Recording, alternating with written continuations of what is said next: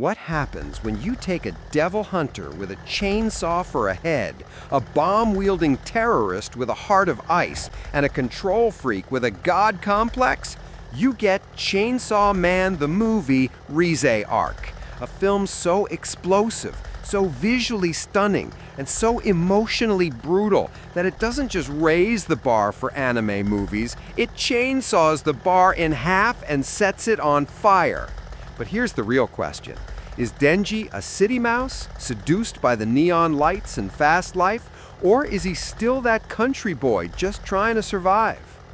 Chainsaw Man the movie Reze Arc is the highly anticipated theatrical adaptation of Tatsuki Fujimoto's iconic manga, focusing on the infamous Reze Arc. Directed by the studio behind MAPPA's jaw-dropping anime adaptation, this movie promises and delivers everything fans loved about the series, but bigger, bolder, and bloodier. If you're here, you've probably already watched it, so let's skip the formalities. This is a spoiler review. We're talking about the animation, the characters, the themes, and yes, that ending. For those who somehow stumbled here without watching, Chainsaw Man follows Denji, his down-on-the-luck devil hunter, who merges with his pet devil Pochita to become the titular Chainsaw Man. The Reze Arc introduces Reze, a hybrid devil and terrorist with a bomb for a head, who turns Denji's world upside down. The movie adapts this arc with all the chaos, violence, and emotional gut punches you'd expect, but with a cinematic flair that makes it feel fresh. Reze is a character that demands attention, and the movie delivers a phenomenally layered portrayal of her. She's cold, pragmatic, and mission-driven, but beneath that icy exterior lies a tragic vulnerability.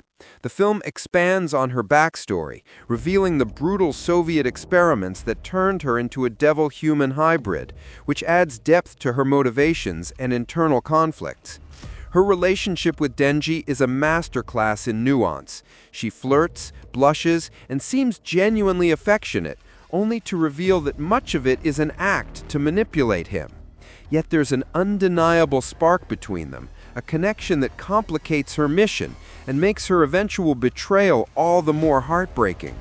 The film captures this push and pull perfectly, making Reze feel like a real, conflicted person rather than just a villain. Her voice acting, both in Japanese and English, nails this duality, making her both endearing and terrifying. What makes Reze so compelling is how the movie plays with her relationship with Denji. Their dates are awkward, funny, and weirdly wholesome until you remember that she's literally a hybrid assassin sent to kill him. The tension between genuine affection and deadly intent is palpable, and the movie milks it for all it's worth. By the time the final act rolls around, you're left wondering, was any of it real? I mean, she did come back to the cafe, didn't she? Does it even matter?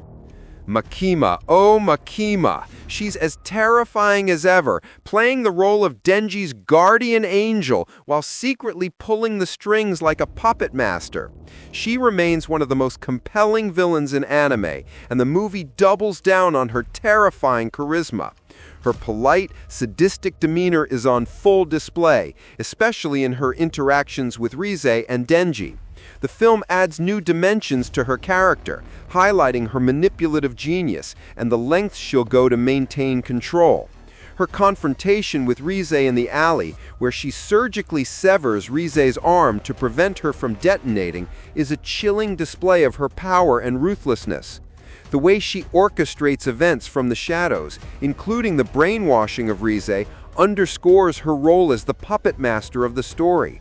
Makima's presence looms large even when she's not on screen, and her interactions with Denji continue to fuel his internal conflict. The film smartly uses her to raise the tension and stakes, making her a constant threat that keeps us on edge. The film's climax is a tour de force of action and emotion. Rize's betrayal of Denji is as gut-wrenching as in the manga, but the movie adds a layer of visual and auditory spectacle that amplifies the impact. The battle between Denji and Reze is a chaotic, explosive affair, with Denji using his chainsaws in creative ways to counter Rize's bomb abilities. The underwater sequence where Denji drags Reze into the ocean to prevent her from detonating is a poetic and tragic moment that underscores their doomed connection. The film's animation and soundtrack combine to create a visceral, emotional experience that leaves the audience breathless. Rize's eventual death at the hands of Makima and the Angel Devil is swift and brutal, contrasting sharply with her earlier explosive battles.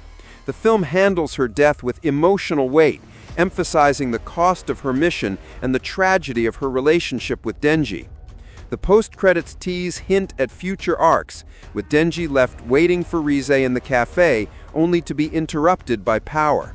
The scene sets up the ongoing consequences of Rize's actions and the looming threats in the Chainsaw Man universe.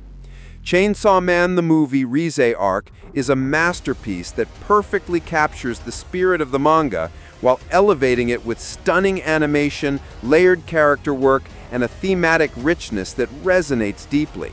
The film's exploration of the city mouse and country mouse metaphor adds a philosophical depth to the story, making it more than just an action spectacle.